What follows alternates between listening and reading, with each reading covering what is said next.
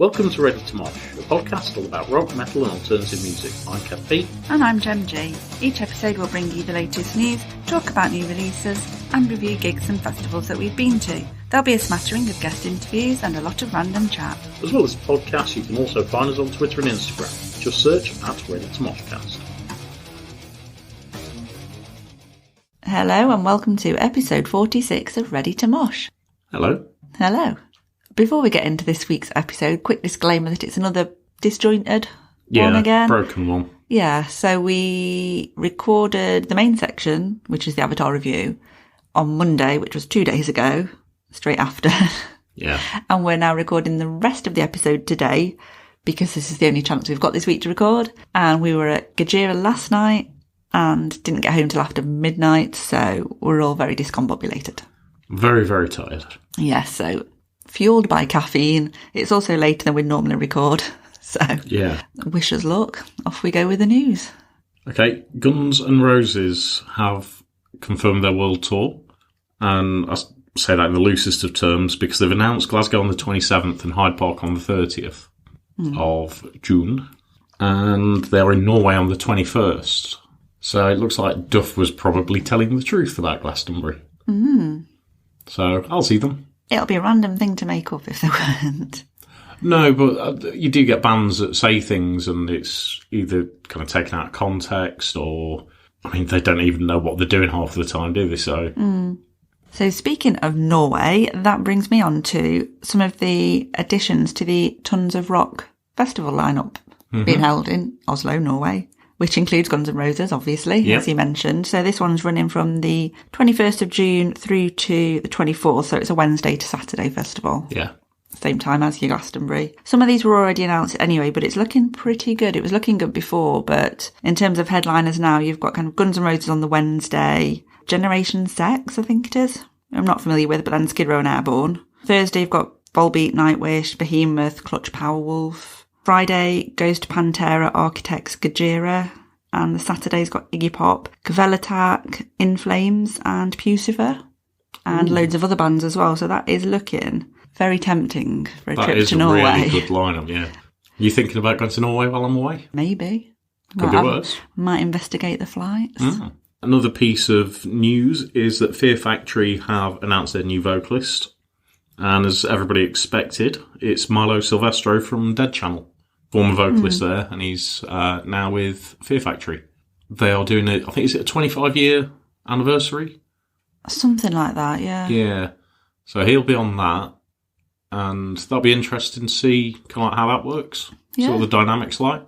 I've got another couple of festival bits and bobs. So Mangata Festival have just announced their after-party kind of thing after the main event at Rescue Rooms in Nottingham. So the after party is at the Tap and Tumbler in Nottingham, and they've got 4 bands on at the moment announced for that, which are 100 Year Old Man, Master Charger, Cottonmouth, who were our recommendation last week, and Confide, and it says plus more to be announced. So that's good. And that part of the festival is free entry because it's always free entry at the Tap for music on a Saturday. So which I think is great. I love that idea. Yeah, definitely. So that'll be a good follow-on after the main event, taking place all day in July.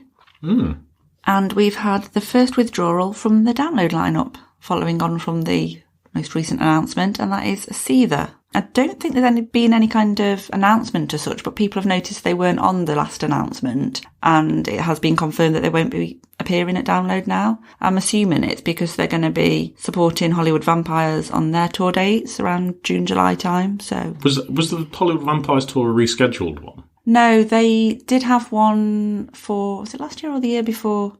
I think they rescheduled one and then they cancelled it. So this is basically a brand new tour that they're doing now. Yeah, we'll see. They're probably going to make more money from that than they would doing one festival. I would imagine so, yeah. But it's kind of it's a bit of a dangerous one if you start pulling out festivals, especially this close now. It's only 15 weeks, and I know Download won't have a problem getting another band to replace them, but it's a little bit shitty. I know what you mean. I mean, I'm fine with it because I'm going to see Hollywood Vampires, so I'm going to see them anyway. But yeah, hopefully we won't have many more withdrawals this year, though. Yeah, I hope not.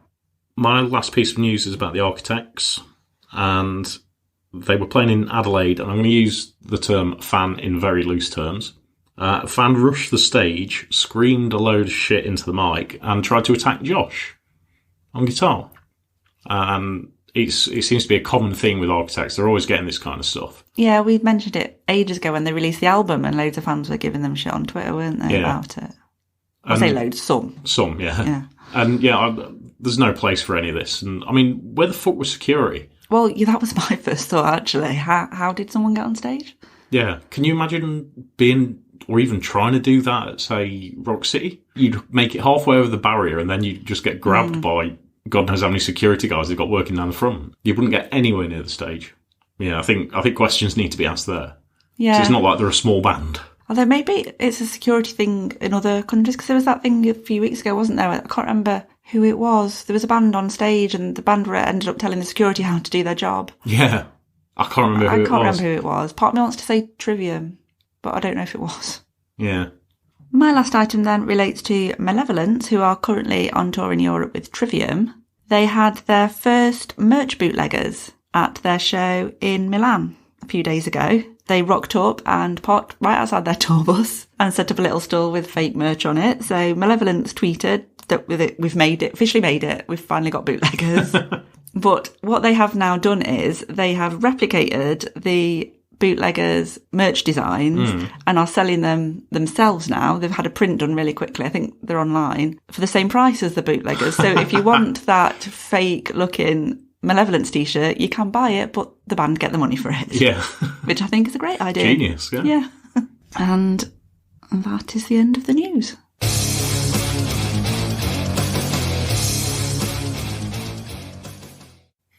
Right, we're briefly going to mention the new album from Avatar, which is called Dance Devil Dance. And we're not going to give it a full-on review. We've both listened to it, we both love it. Well, I think we both love it. We do both love it, yeah. And, we're not going to go too much into it because we've obviously got the Avatar review of the gig later in the episode. And we've also got another album to review in full as well. Yeah, and we've got another album to review in full, so we didn't want to make it too heavy on that side.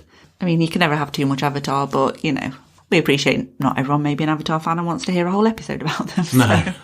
But yeah, I really like the album. There's some amazing tracks on there. They've made a really good pick on the singles as well. Yeah, when we reviewed the singles, well, when they came out, a couple of them at least we've mentioned, haven't we? We were hoping that the rest of the album followed suit, and I would say it did. Yeah, I think so. It's really consistent.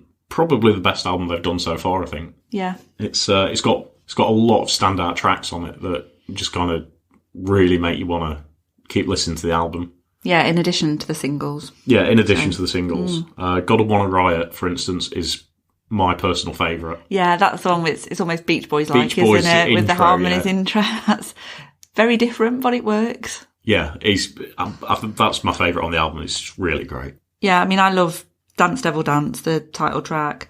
The Dirt I'm Buried In is amazing. That is, yeah. I can't stop walking around whistling that. Yeah, once it's in your head, it's there. Violence No Matter What, which is the duet with Lizzie Hale. That's the final track on the album, which is also a single. Really good, yeah. Which is a bit unusual to have a single last, but again, it was a really strong finish for it. Chimp Mosh Pit. Yeah, you love that, don't you? Just the title.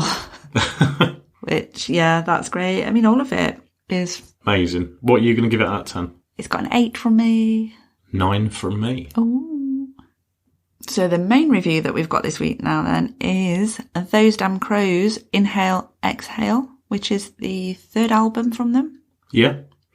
And I really like this one. It's been good to have kind of more than one album to listen to that I've really enjoyed. Yeah. Such a short space of time. I know, I feel a bit spoilt this week. Yeah. But yeah, 10 tracks. 5 of them have been released as singles already. Yeah, they've gone very single heavy on this one.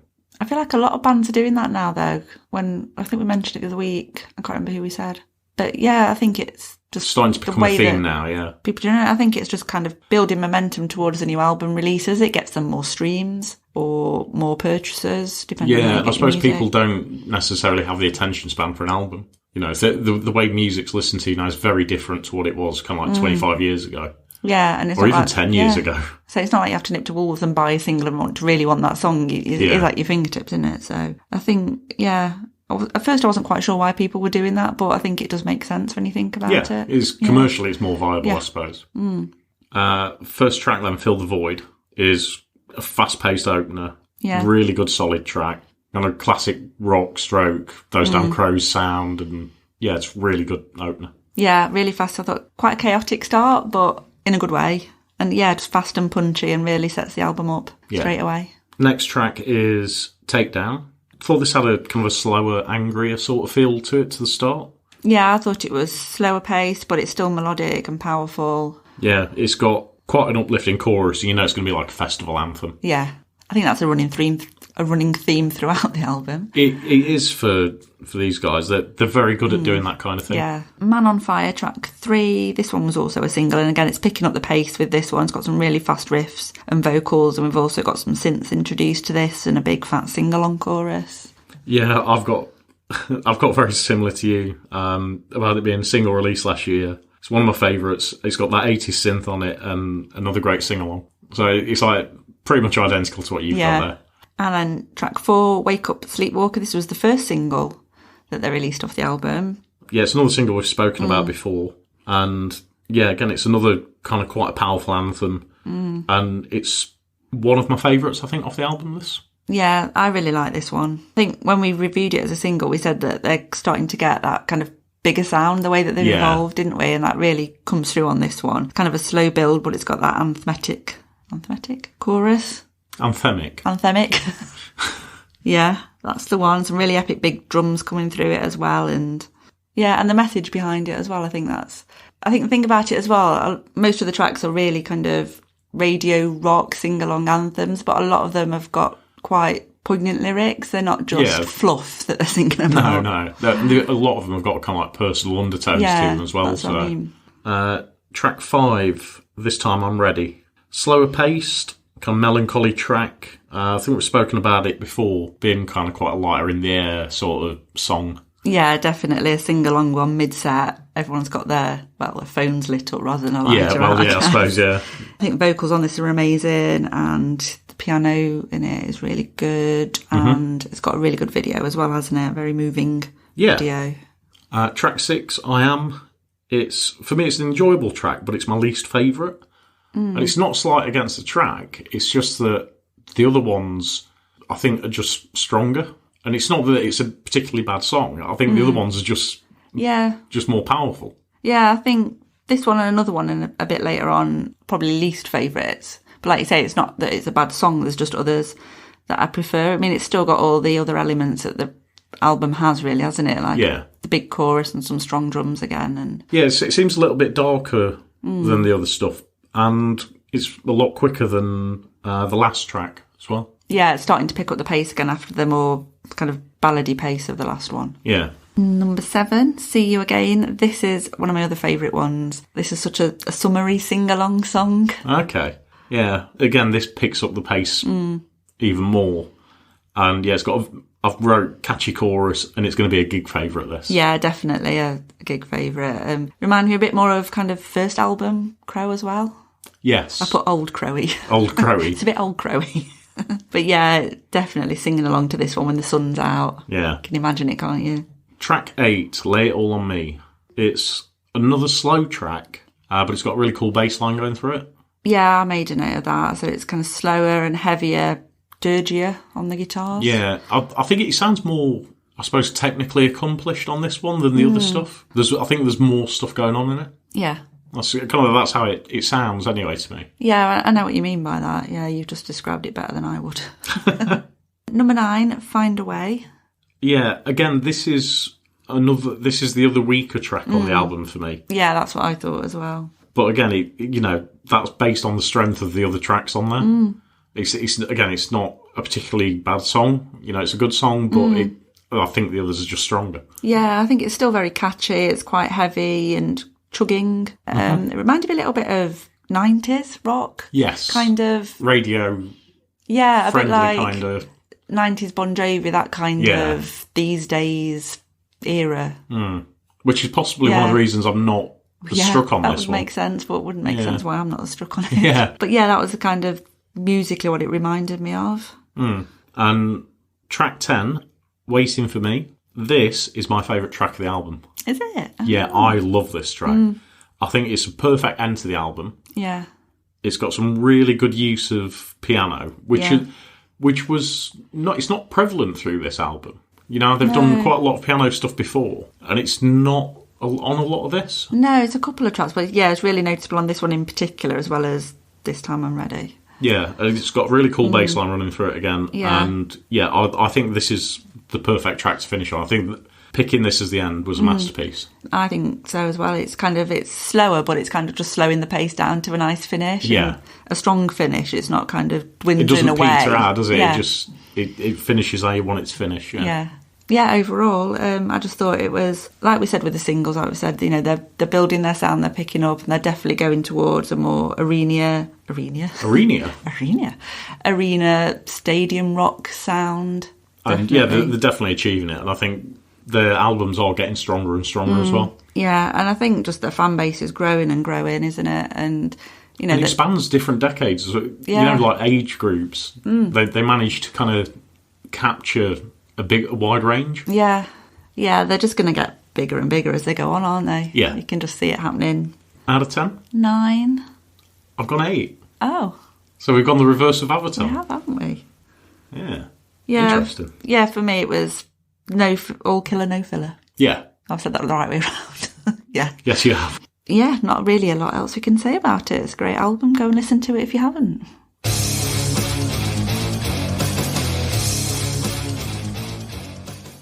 Right, our main event this week then is a review of the gig we went to last night, in real terms. Sunday night. Sunday night. Yes, it was. Avatar, supported by Vale of Mayor and Mastiff at Rock City in Nottingham. So, ears still ringing. Here we go with what we thought of it. Yeah.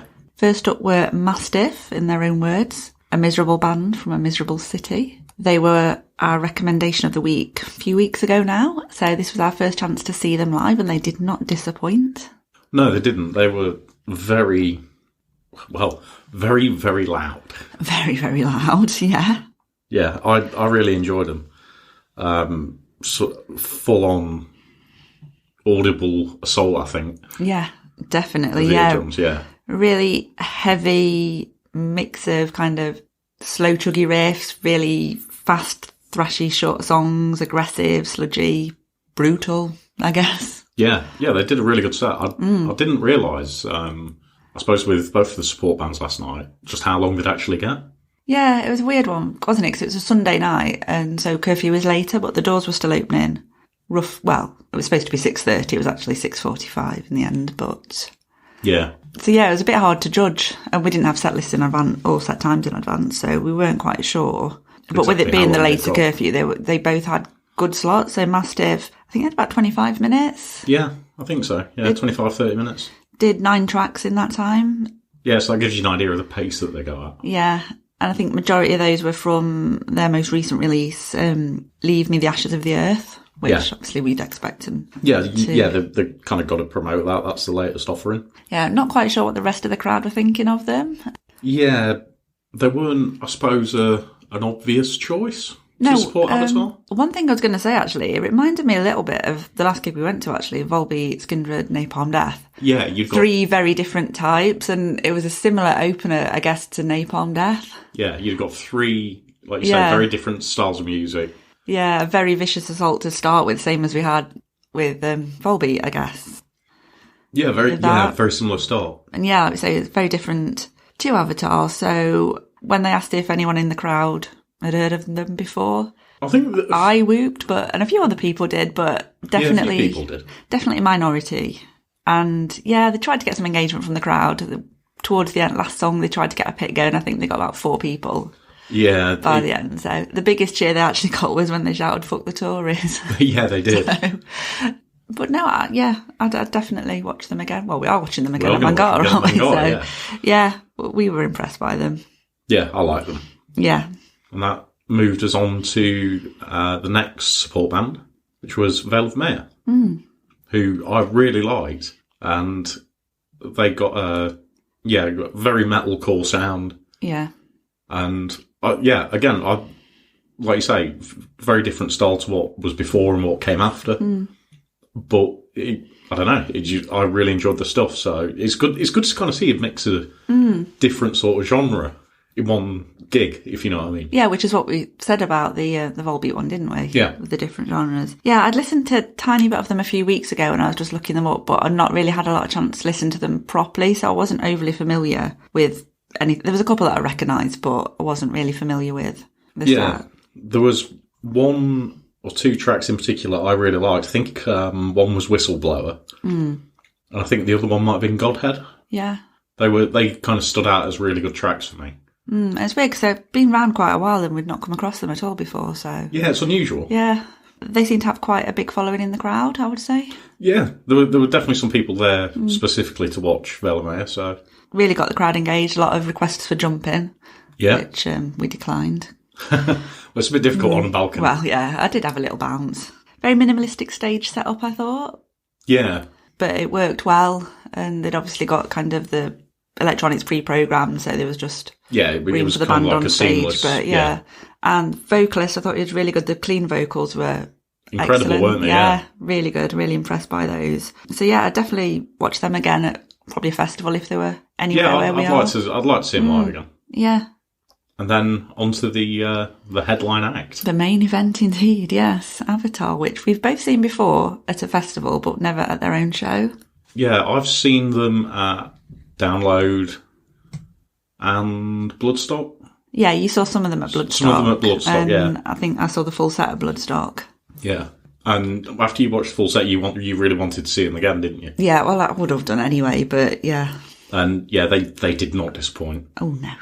Some of the best theatrics I've seen I remember saying to you when I came out, some of the best theatrics I've seen at Rock City ever. Yeah, because it's not generally a stage that I'd imagine sees a lot of theatrics, really. Obviously, size-wise and the bands you tend to get, but they made good use of the stage that they had. Yeah. Or the room that they had. Yeah. The whole room. And the space on stage. It wasn't just a normal setup. They got kind of boxes that they come from behind and... Yeah, kind of cages, weren't they? What did make me laugh, this is completely irrelevant really, but it was quite a caged cupboards kind of thing, wasn't it? Which reminds me of our living room furniture, which came from IKEA, and I just thought, is it an IKEA stage setup? Being Swedish and all that, but yeah, it looked really cool, almost like a cuckoo clock effect coming out of the cupboards, that kind of... Yeah, there were a few treats in there as well with kind of some of the stuff that they were doing. There was the parcel that was wrapped. A birthday parcel. Birthday parcel that was wrapped and brought out by the Stage Gimp. Yes, we have to mention the Stage Gimp. Yep. Never seen one of those before. Yeah, so they've got their own Stage Gimp, and the Stage Gimp brought out this parcel, put it in the middle of the stage, and took the lid off. And then 3 balloons started to come out, followed by Johannes just kind of getting out of the box. Yeah. But it was a great visual effect, and I can't believe nobody's ever thought of doing something like that. I know. Well, maybe they have, but we've never seen it. Yeah. And then partway through, it was on Puppet Show, wasn't it? Johannes disappeared, and then saw him running through the crowd, and then he appeared in the DJ box, which is kind of above to the left-hand side of the stage. Yeah. Appeared up there, proceeded to make a balloon dog. Is that the right word? A balloon dog. He made a dog out of a balloon. Oh, right, yeah. Yeah, I get what you mean. Yeah, a balloon dog. Yeah. And floated it down to the crowd, and then got out his trombone. Yeah, and that was a little bit insane. I'd gone for a cigarette, and I was stood in the smoking area at Rock City, which is kind of like to the back left of the stage. A big open courtyard, and normally they've got 2 big double doors that's always fenced off because it's like an emergency exit. And I was stood there and the doors were open. I thought, that's weird. And the security guard kind of on the door. I was like, that's really odd. I've never seen that before. And kind of 20 seconds later, Johannes came just running past me like, what the fuck is going on here? I don't get this. What's happening? So then I finished, came inside, and he was in the bit you're talking about. Yeah. And he was literally kind of above me. He did his little trombone section and then disappeared and came and ran back past me again. Yeah. Yeah, it was kind of slapping everybody's hands as he ran through. Very, very clammy hands, I'd imagine. I'll say. Yeah. So that was a bit bizarre. I just genuinely didn't expect to see him just flying past me. Well, you wouldn't. I mean, the stage lights had gone down and we didn't know what was going on. And then you saw him run through. I think he was actually being pulled through by security to get him through the crowd. So they'd obviously got a route planned up the stairs into the box. Well, that was mental. Other little treats we got included a piano appearing on stage. Yeah. That was for Tower. And then a second drum kit popped up on stage as well. It did, yeah. For kind of the end of the main section. Yeah. Which I don't think I've ever seen at Rock City either. I'm not sure. I thought there was something recently like that. Oh, it was 2 drum kits. Yeah. Might have been Cradle, maybe. I'm not sure. There were a few bits of pyro as well, and some confetti cannons, which always a treat. Yeah, those confetti cannons that look lethal. They did, actually. The ones they were fired from like a shotgun. It looked like it, actually. The ones towards the very end were obviously the usual parked on the stage ones, but yeah. Because I've never seen the confetti fired that far across. Yeah, it actually hit the balcony, didn't it? Hit the balcony? There was some force. I had a bit of a traumatic flashback to being threatened with a party popper as a child. That was fine. Survived. Also had various costume changes. Yeah. A couple of little guitar battles between the guitarists. There was, which was fun. I think it was... I mean, I'm going to put it up there as being one of the best gigs I've seen at Rock City. Yeah, I'd agree with that. It was just... There was so much going on. And it wasn't just, here's the band, we turn up, we play, we go. Which we knew they wouldn't do anyway. Yeah, there's a hell of a lot of crowd interaction. Yeah. And it was really, really cool. Set list wise, most of the set list came from their new album. The new album, yeah. I think about 5 or 6 tracks from 5 that? tracks, I think, from the new one. Which was great. They opened to Dance Devil Dance. Yeah. There was 4 tracks from Hail the Apocalypse. And then a few less tracks from some of the other stuff that they've done. Yeah, but it was a good mix overall. Yeah, I thought it was I thought it was a good mix of kind of old and new. Yeah. Which some bands kind of struggle with when they've got a new album to promote, but Avatar didn't. Yeah, they didn't play my 2 favourite songs, which I was a bit sad about. Paint Me Red and Secret Door, but they did play them at Bloodstock last year, so I kind of got over it. It's okay, yeah. Let them off. I'll be honest, I was really impressed to hear The Dirt I'm Buried In. Yeah. So that sounds even better live. Yeah, it does, doesn't it? Yeah, and obviously Smells Like a Freak Show. That's always amazing live, isn't it? Of the newer tracks, Chimp Mosh Pit. Yeah, Chimp Mosh Pit made an appearance. Which, just the title of that one. Yeah. I was pleased to see a statue of the King as well. Yeah, actually, that was good when they came out for the... Oh, it was just before the Encore, wasn't it? It was just before the Encore, yeah. Yeah. Obviously, Let It Burn is always a good one as well. Yeah. Yeah. Well, the statue of the King, I remember them doing that download, and that's when they're on the plinths, it just went stupidly high. But yeah, it was good to see that again. Colossus as well, I love Colossus. Yeah, that's a really good, chuggy, interactive one, isn't it? Yeah. Bloody Angel, that was a highlight for me. I love that song, so that was really good to see live. Yeah, but it was... it's one of the best gigs I think I've seen at Rock City. It's definitely up there. Yeah. And yeah, I'm looking forward to seeing them again. I am excited already. Yeah, not long. About 15 weeks. 15 weeks or so, yeah. Thereabout. Yeah, it was a long set as well. It was, yeah. So it was 18 tracks in total? Yeah, and I think they're on stage about an hour and 40. Yeah. So definitely got your money's worth. Yeah, on top of that with the support bands as well. Yeah. It was a hell of a night. Really, really enjoyed it. Yeah, and worth waiting for because we've probably already said it, but postponed from January last year. Yeah, rescheduled. Yeah. I think was it rescheduled before or was it just the once, this one? Just the once. But I think it was a quite short notice. It was one of those where you knew it was coming because everything was getting cancelled at that time. Yeah. But yeah, absolutely dead worth the wait. And I think that was kind of reflected in the doors as well, because when we got there, we were very far up the street in the queue. We were there very early. We were there for about 6, weren't we? Yeah. To be fair, the queue was quite spread out, and I think they must have shuffled people down because they could see it was growing round the corner already. Yeah. So they shoveled people down. But yeah, it was late opening for whatever reason, which happens sometimes, doesn't it? So yeah. And got a really cool merch t-shirt and patch to go on my jacket. Yeah. Yeah, they had quite a good selection of merch. Yeah, I did want to check some of the other merch out from Mastiff and Vale of Mayor, but early start this morning, so we had to get back. It was a late finish. And we had to just kind of shuffle our way out at the end, unfortunately. But yeah, so I'll have a look online at that stuff. But yeah, thoroughly enjoyable gig. Absolutely, yeah. First one of the year. Great start. Oh, definitely.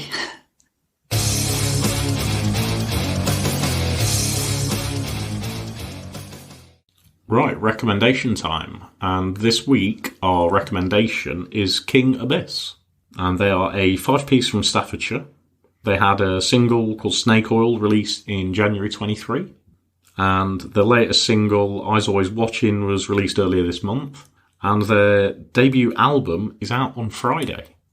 As we speak. So by the time, Friday. So by the time you're listening to this, the album is out now on all the usual streaming platforms. So definitely go give it a listen.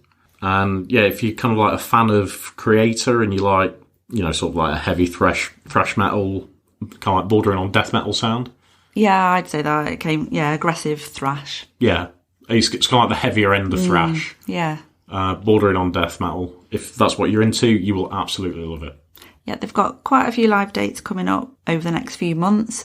So a few of these that I've noted include they're doing a weekender in March with Imperium, who were a recommendation a few weeks ago, and Dog Tired. So that's the 3rd of March at the 229 in London, 4th of March at the Old Start in New Toxeter, and 5th at Legends in Edinburgh. They're going to be in the Stoke round of Metal to the Masses to try and get a place at Bloodstock this year on the 11th of March at the Underground in Stoke. And they're also going to be at the Manifest and Unearthed Music event at the Hairy Dog in Derby on the 1st of April. There's loads of bands playing that on that day. So they're the more recent dates that they've got coming up. And I think they've got a few others in June. So check them out on social media if you want to keep up with where they're going to be playing and you fancy going to give them a watch.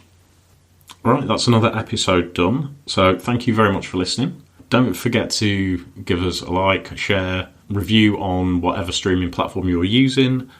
We are on Twitter and Instagram at Ready to Moshcast, and we're also on Facebook, YouTube and TikTok at Ready to Mosh. So go check those out. Give us a follow. Tell us what you think to the episode. We've managed to stay awake for this one. We've done it. We've done it. And we'll be back next week. Episode 47. Hopefully feeling brighter and breezier.